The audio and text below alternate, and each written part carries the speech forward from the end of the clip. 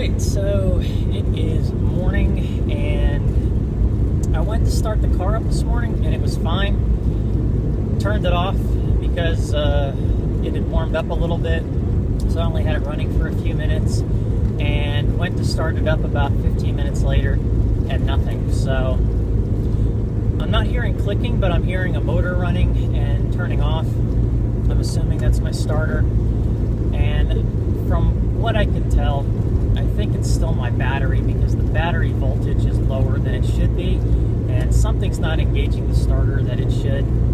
I had some cell service, so I actually downloaded or kept open some forums. I recorded it on the self-recorder on the iPhone, so I went through the whole thread of everything that it could be, a couple of different ones, recorded all that. I watched Matt from Leap and Jeep on starter issues, and I recorded that video, and just did some other things so that the next time when this happens, because I'm 330 miles away from the Alaskan highway, there's really no major towns between here and Dawson City, so I could very well get stuck and I want to be able to troubleshoot. I mean, it could be anything from bad terminals as far as being dirty. I noticed that on my positive battery, I've even got a couple of frayed wires, so it could even be that the battery's not giving the starter enough juice. So it could be a whole bunch of things that I can do on the side of the road, but at this point in time, I'm leaning towards the battery, because all day long, this thing starts fine. Only overnight, after it's been really cold, though, I have any issues whatsoever. So luckily, I was able to jump it. I turned the key, motor would run, you'd hear it clunk, it would turn off. Not the motor, a motor in the underneath the engine bay, which I'm assuming is the starter. And it did that 3 or 4 times, but then when I put my booster onto the battery, it actually turned over with a little thinking. So it didn't want to do it right away. It thought about it, but I think it's that the starter's not getting enough juice to make the full engagement to start the car.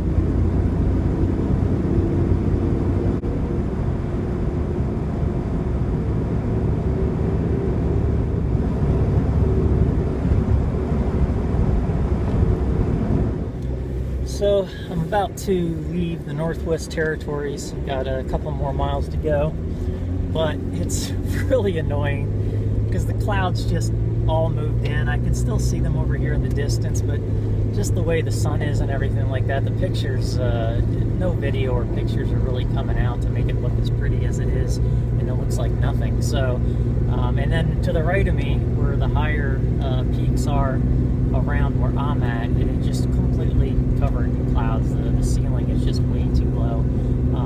And it got pretty chilly again, so oh well. I mean, at least I can see the mountain range in the distance here, even if I can't photograph it very well.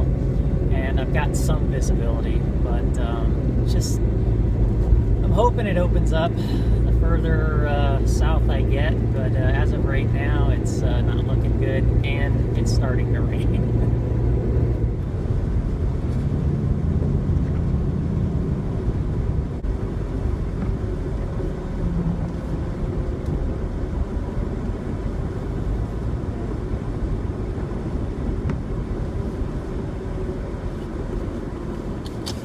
Second time around to stop at the Northwest Territory sign, and it is cloudy. You can sort of see the mountain range in the back there, but it's not very good, but it's still better than the last time I was here.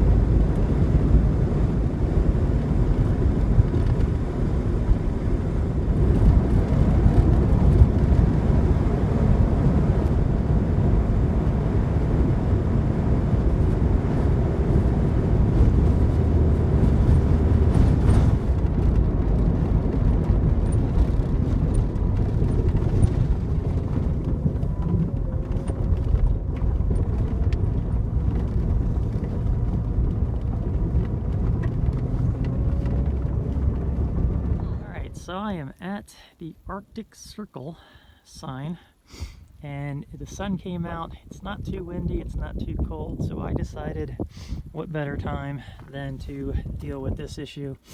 So I've cleaned off the post the best that I can with a cheap wire brush that I had bought at a dollar store a while ago that's falling apart. Cleaning out all the terminals. I cut the wire there, and I'm gonna reinstall all of this and hope that that is the problem. It was kind of corroded underneath there, so that could be part of the issue, and some of these wires were broken here.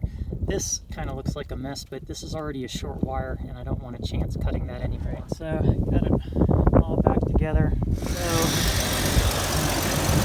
all right, hopefully that was the issue.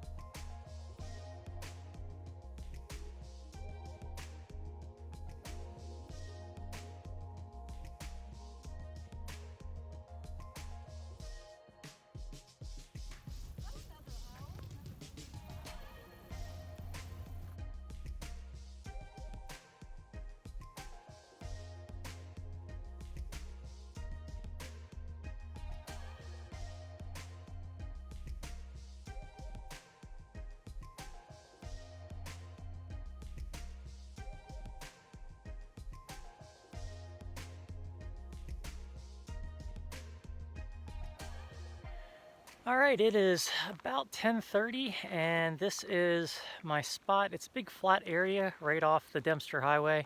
I'm actually at the beginning already. So about 120 miles ago, so I was driving along, I saw two vehicles on the side of the road.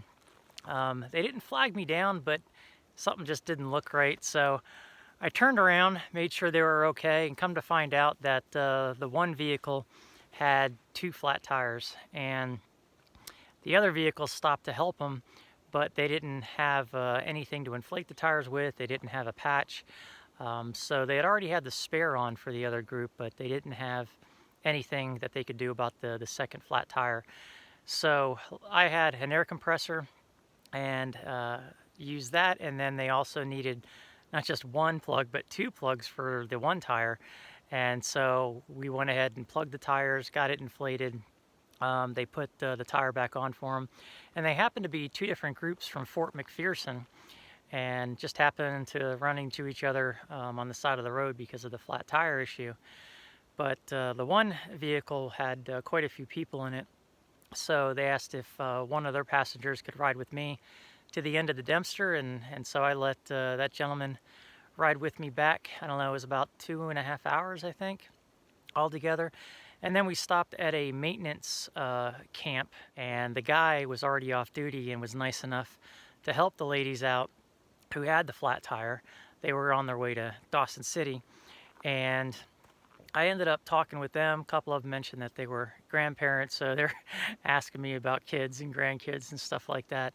And I was talking to the gentleman that was in the second car, and the ladies actually were really funny.